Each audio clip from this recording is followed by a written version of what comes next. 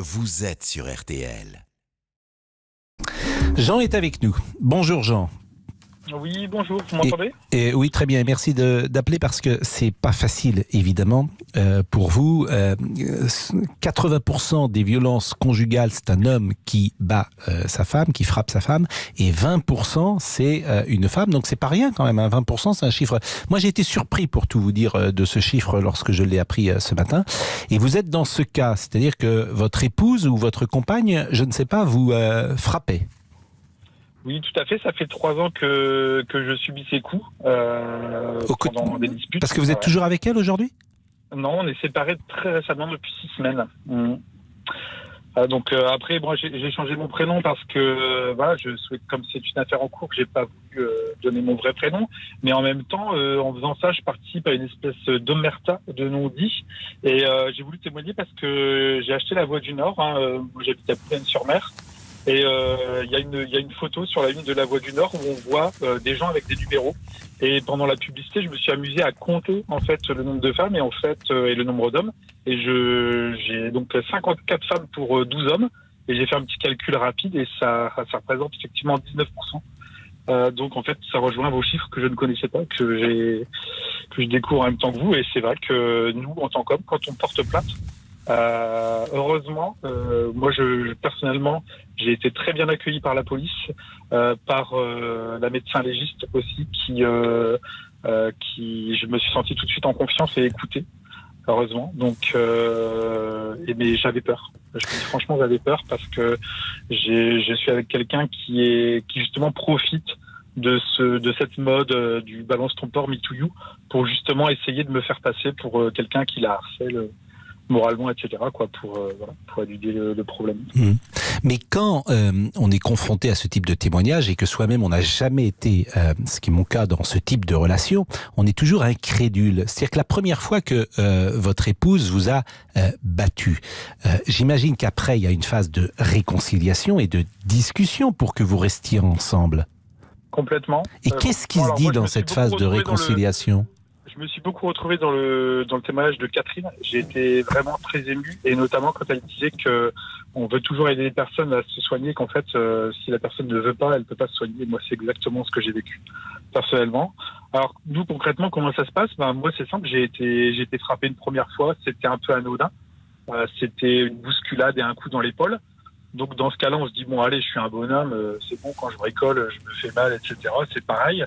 Mais en fin de compte, ce qu'on ne voit pas progresser, c'est les ravages que ça fait à l'intérieur, quoi. Notamment sur le plan psychologique. Mais qu'est-ce qu'elle vous dit dans la phase de réconciliation ? Elle s'excuse, elle dit je suis désolé, c'est plus fort que moi. Quels sont les arguments de parole qui sont avancés ? Il n'y a pas du tout de tout ça. Au départ, on est juste choqué, étonné. La première fois, on dit rien. La deuxième fois, on dit par contre, je t'arrête tout de suite, mais moi, la violence physique, ça passe pas et ça passera jamais. Donc là, ça fait 2 fois que ça arrive. Il y aura pas de troisième, je te le dis. Donc moi, j'ai dit ça personnellement. Et puis la personne après, elle l'envoie, nous envoie des messages pour dire qu'elle s'excuse de son comportement, pour reprendre ses termes. Et puis il y a des promesses que ça n'arrivera plus, etc. Puis après, à chaque fois, on monte une marche. En fait, il y a toujours un geste encore plus violent, mais derrière une réponse encore plus à la hauteur que la précédente. C'est difficile à expliquer, à comprendre pour les gens qui ne le vivent pas. Mais par exemple, après, vous allez monter d'un cran, vous allez dire, bon, écoute, moi maintenant, ça suffit. Je te demande que tu fasses une démarche pour te soigner parce que manifestement, il y a un problème. Et on le savait, le problème, parce qu'elle-même, ma compagne, avait été frappée en fait par une institutrice en CP. Donc en tout cas, c'est ce qu'elle m'a dit. Donc visiblement, ça remontait à ça. Moi, j'ai d'abord demandé qu'elle se soigne. Elle m'a promis, elle l'a pas fait. Puis la fois suivante, quand il y a eu encore une grande gifle dans la tête de toutes ses forces, etc., là, je lui ai imposé que soit elle commence des démarches pour se soigner, sinon je devrais la quitter. Et puis là, par contre, la personne, elle prend les choses au sérieux. Elle va à un rendez-vous, 2 rendez-vous. Moi, je suis pas son psy, donc je m'immisce pas dans cette partie-là. J'estime que c'est entre elle et son psy, donc je m'inquiète pas. Et puis en fait, au bout de quelques mois, je dis mais j'entends plus parler, tu me dis plus.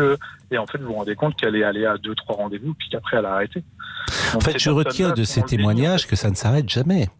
Non, Depuis ça s'arrêtait pas, 13h10, tous les témoignages, en fait, et il ne s'agit pas de donner de conseils aux uns et aux autres, mais à la première violence, il faut prendre ses jambes à son cou et partir.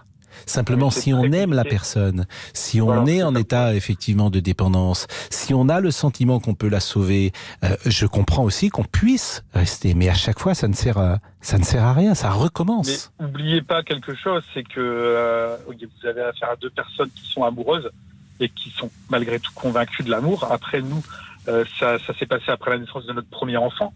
Et moi, depuis le premier jour jusqu'à il y a 6 semaines, quand j'ai décidé de prendre mes clics et mes claques, j'ai aimé vraiment profondément ma compagne et à aucun moment je ne doutais de son amour.